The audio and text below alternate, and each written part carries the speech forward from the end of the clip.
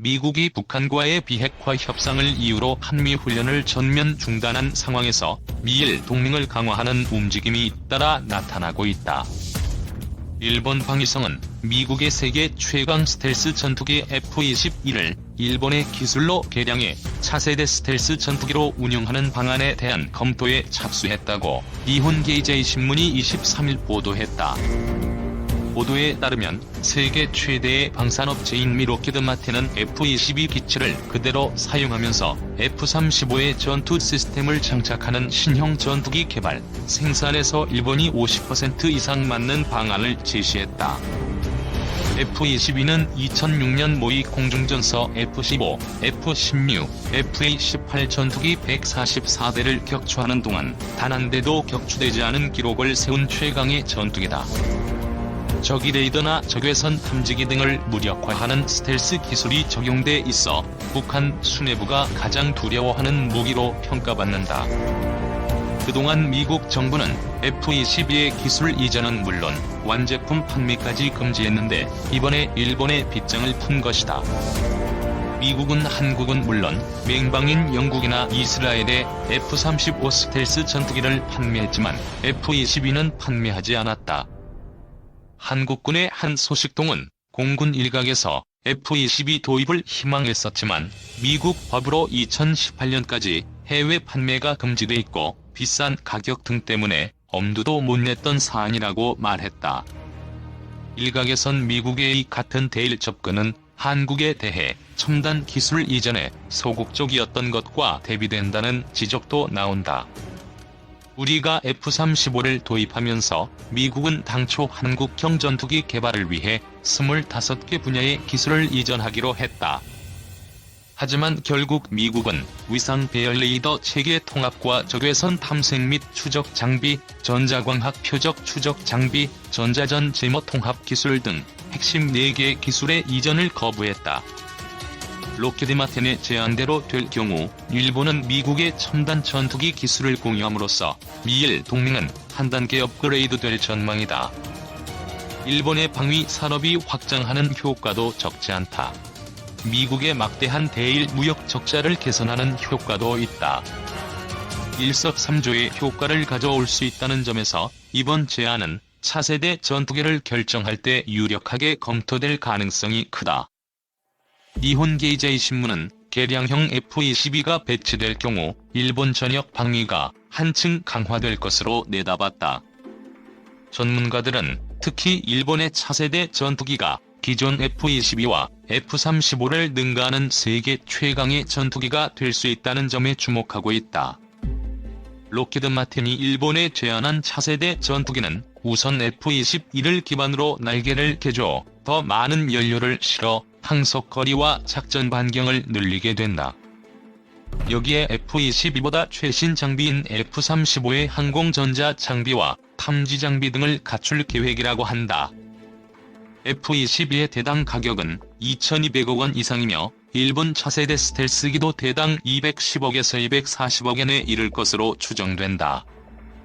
한편 주일 미군은 10월에 도쿄도 요코타 기지에 수직 이착륙기 CV-22 오스프리 5기를 배치하고 정식으로 운용키로 했다. 주일 미군은 2024년까지 요코타 기지에 배치하는 오스프리를 총 10대로 늘릴 계획이다. 오스프리는 지난 4월 요코타 기지에서 처음으로 시험 비행한 바 있다. 오스프리가 오키나와현 말고 일본 본토에 배치되는 것은 이번이 처음이다. 공중전의 지존 최강 스텔스 전투기 F-21랩터.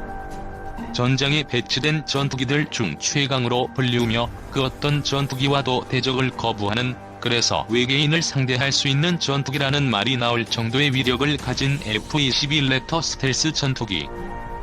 오늘은 최초의 5세대 전투기인 공중전의 지존이라 불리는 F-22 랩터 스텔스 전투기에 대해 한번 알아보겠습니다.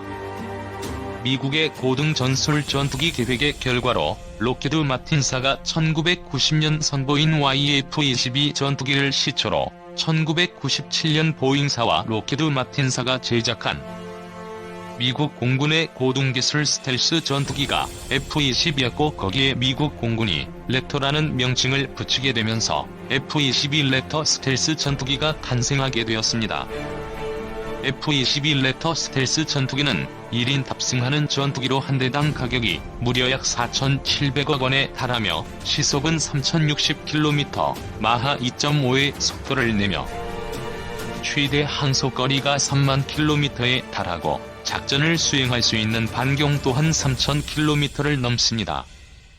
우선 위에서 언급한 것처럼 어마어마한 속도를 내면서도 미사일 8기와 약 5,000kg의 폭탄을 실을 수 있으며 특히 주요 기능인 레이더에 잡히지 않는 스텔스 기능을 탑재하고 있어 레이더에 표시되는 자체가 점이나 벌 정도의 크기 정도이기 때문에 다른 전투기들이 F-22 랩터 스텔스 전투기가 어디서 다가오는지 모르고 있다가 당하는 경우가 많아 F-22 랩터 스텔스 전투기 한 대가 다른 전투기 100여 대 이상을 격추시킬 수 있는 것으로 2006년 실시된 모의 공중전에서도 그 실력이 입증된 바 있어 이 시점을 계기로 공중전의 지존이란 별칭과 더불어 꿈의 전투기란 명칭 또한 붙기 시작했습니다.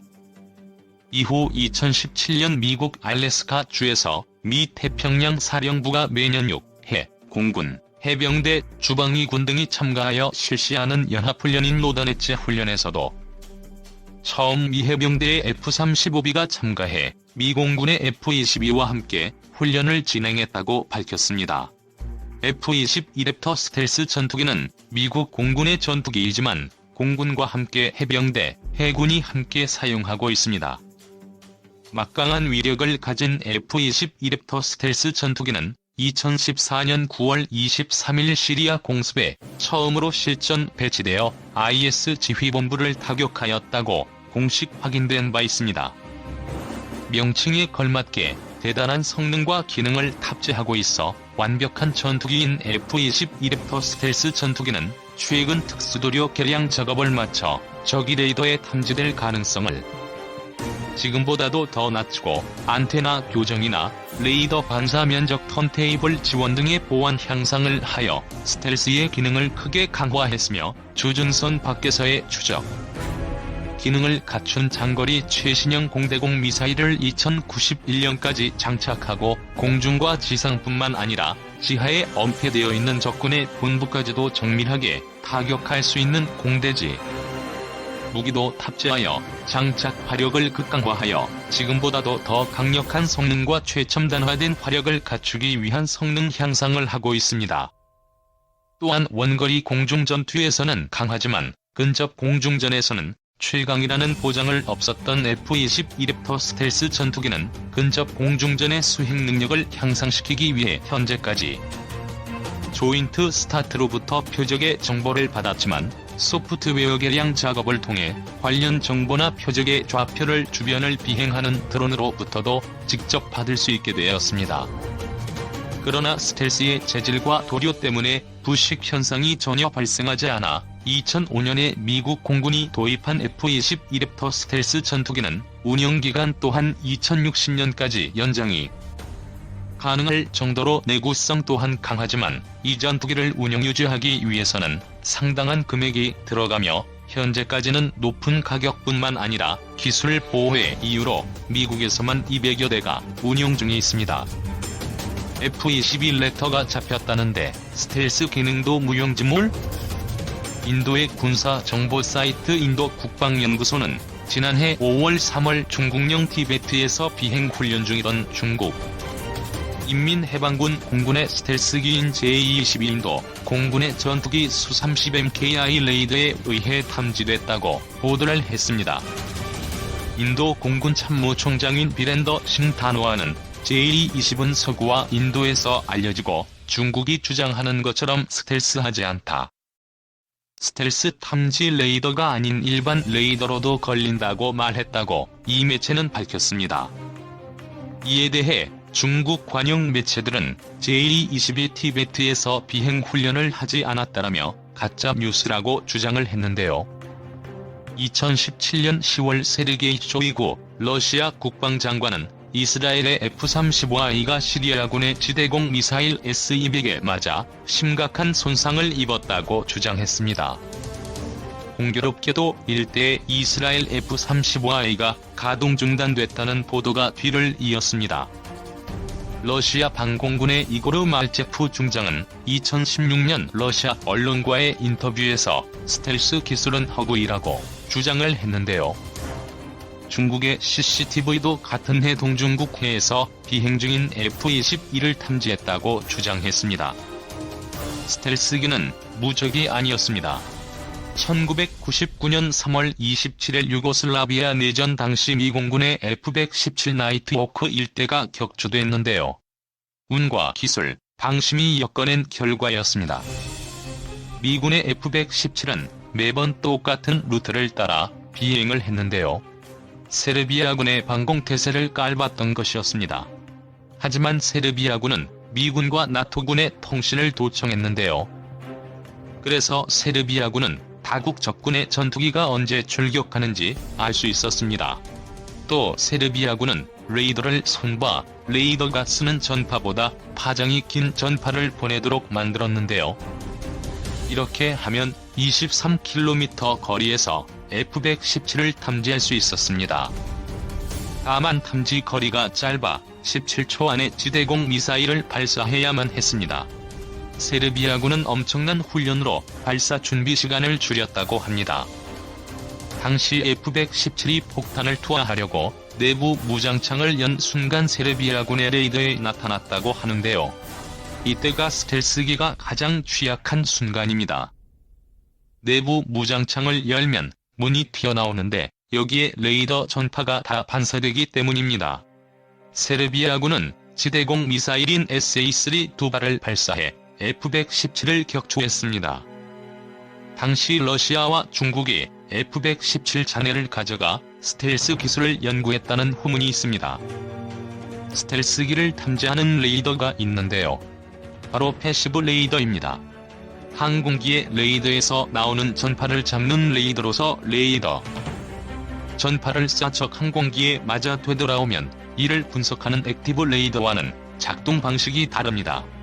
이 때문에 패시브 레이더는 센서로 분류하기도 합니다. 1983년 체코슬로바키아에서 만든 하마라 레이더가 대표적인 패시브 레이더인데요. 하마라 레이더는 옛 소련과 중국에도 수출됐고 미국도 입수했다고 합니다. 하마라 레이더를 개발한 체코슬로바키아의 테슬라는 더 업그레이드한 베라 레이더를 내놓았습니다. 옴니폴은 베라 레이더가 450km 안에 스텔스기를 찾아낼 수 있다고 선전하고 있습니다. 패시브 레이더는 한계가 있는데요. 스텔스기가 전파 침묵을 유지하면 탐지가 힘듭니다. F-35는 자체 레이더를 켜지 않고 광학장비로 적을 찾거나 아군과 데이터 링크로 표적 정보를 받을 수 있습니다. UHF나 VHF와 같은 장파장 레이더도 스텔스 탐지에 유용한데요. 북한도 장파장 레이더를 보유하는 것으로 군 정보당국은 추정하고 있습니다. 그러나 장파장 레이더는 크기가 크고 전력 소모가 많습니다. 김형철 전 공군 참모차장은 지금까지 나온 스텔스 탐지 레이더들은 스텔스기를 탐지할 수 있지만 미사일을 적 스텔스기로 유도해 격추할 수는 없다며 기술의 한계 때문에 대강의 위치만 파악할 수 있기 때문이라고 말했습니다. 스텔스기가 활동하는 지역의 라디오, 텔레비전, 휴대전화의 전파가 미세하게 영향을 받는 점을 포착하는 스텔스 탐지 기술도 연구 중입니다. 사상 최강의 전투기 F-22 랩터가 한반도 상공에 뜬 이유. 한미연합 항모강습단이 진영을 형성하여 기동하는 모습. 불굴의 의지 한미연합훈련이 한반도 동해상에서 25일부터 나흘간의 일정으로 시작해 진행 중이다. 이번 훈련에는 20여 척의 함정, 그리고 한반도에서 처음으로 임무를 수행하는 F-22 전투기 4대를 비롯한 200여 대의 항공기가 훈련에 참여하고 있다.